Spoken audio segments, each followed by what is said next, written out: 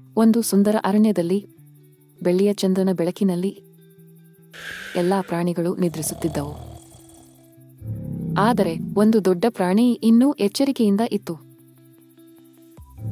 ಅದು ಲಿಯೋ ಸಿಂಹ, ಅರಣ್ಯದ ರಾಜ. ಲಿಯೋ ಮೇಲೆ ನಕ್ಷತ್ರಗಳನ್ನು ನೋಡಿ ನಿಧಾನವಾಗಿ ಕೇಳಿತು, ಈ ರಾತ್ರಿಗೆ ಇಷ್ಟು ಶಾಂತತೆಯೇನು?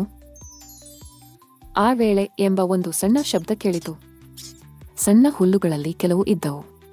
ಅದು ಚಿಕ್ಕ ಎಲಿ.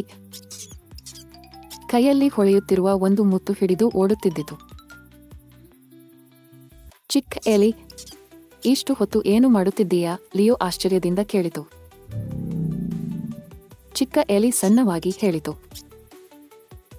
ನಾನು ನಕ್ಷತ್ರ ಮುತ್ತುಗಳನ್ನು ಹುಡುಕುತ್ತಿದ್ದೇನೆ. ಅವುಗಳು ರಾತ್ರಿ ಹೊತ್ತಿಗೆ ಮಾತ್ರ ಹೊಳೆಯುತ್ತವೆ. ಲಿಯೋ ಹಸಸಿಕೊಂಡು ಹೇಳಿತು, ಅಯ್ಯೋ, ನಾನು ನಿನ್ನ ಸಹಾಯ ಮಾಡುತ್ತೇನೆ. ಲಿಯೋ ಸಿಂಹ ಮತ್ತು ಚಿಕ್ಕ ಎಲಿ ಇಬ್ಬರು ರಾತ್ರಿ ಅರಣ್ಯದಲ್ಲಿ ನಡೆದರು. ಅವರು ಹೊಳೆಯುವ ಮುತ್ತುಗಳನ್ನು ಸಂಗ್ರಹಿಸಿ ನಗುತ್ತಾ, ಆಟವಾಡುತ್ತಾ, ಚಿಕ್ಕ ಕಥೆಗಳು ಹೇಳಿಕೊಳ್ಳುತ್ತಾ ಇದ್ದರು. ಮಾರ್ಗದಲ್ಲಿ ಚಿಕ್ಕ ಎಲಿಯ ಬಟ್ಟೆ ತುಂಬಿತು.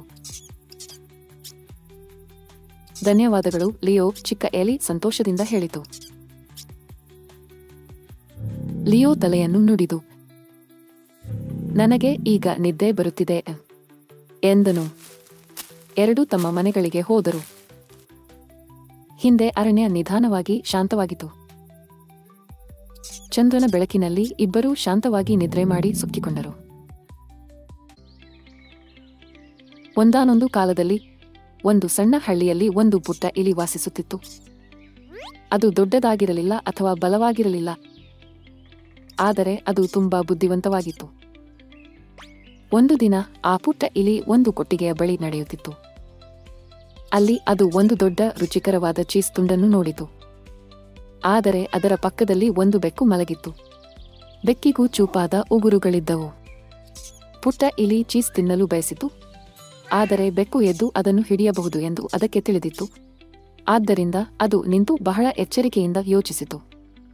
ಇದ್ದಕ್ಕಿದ್ದಂತೆ ಪುಟ್ಟ ಇಲಿಗೆ ಒಂದು ಅದ್ಭುತವಾದ ಐಡಿಯಾ ಬಂತು. ಅದು ಸದ್ದಿಲ್ಲದೆ ತನ್ನ ರಂಧ್ರಕ್ಕೆ ಓಡಿ ಅಲ್ಲಿದ್ದ ಒಂದು ಉದ್ದವಾದ ಕೋಲನ್ನು ತಂದಿತು. ನಂತರ ದೂರದಿಂದ ಕೋಲನ್ನು ಬಳಸಿ ಅದು ನಿಧಾನವಾಗಿ ಚೀಸನ್ನು ತನ್ನ ಕಡೆಗೆ ತಳ್ಳಿತು. ಬೆಕ್ಕು ಕೂಡ ನಿರಾಳವಾಗಿ ನಿದ್ರಿಸುತ್ತಿತ್ತು, ಭಾರವಾಗಿ ನಿಟ್ಟುಸಿರು ಬಿಡುತ್ತಿತ್ತು. ಶೀಘ್ರದಲ್ಲೇ ಪುಟ್ಟ ಇಲಿ ಚೀಸ್ ತುಂಡನ್ನು ತಲುಪಿತು. ಬೆಕ್ಕು ಇನ್ನೂ ಚೆನ್ನಾಗಿ ನಿದ್ರಿಸುತ್ತಿತ್ತು. ಪುಟ್ಟ ಇಲಿ ಬೇಗನೆ ಚೀಸನ್ನು ತನ್ನ ರಂಧ್ರಕ್ಕೆ ತಂದು ಮುಖದ ಮೇಲೆ ದೊಡ್ಡ ನಗುವಿನೊಂದಿಗೆ ಅದು ಚೀಸನ್ನು ಕಚ್ಚಿ ತಿನ್ನುತ್ತಿತ್ತು. ಆ ದಿನದಿಂದ ಆ ಪುಟ್ಟ ಇಲಿ ಯಾವಾಗಲೂ ನೆನಪಿನಲ್ಲಿ ಉಳಿಯುತ್ತದೆ. ಸುರಕ್ಷಿತವಾಗಿರಲು ಮತ್ತು ಗೆಲ್ಲಲು ಉತ್ತಮ ಮಾರ್ಗವೆಂದರೆ ಬುದ್ಧಿವಂತರಾಗಿರುವುದು.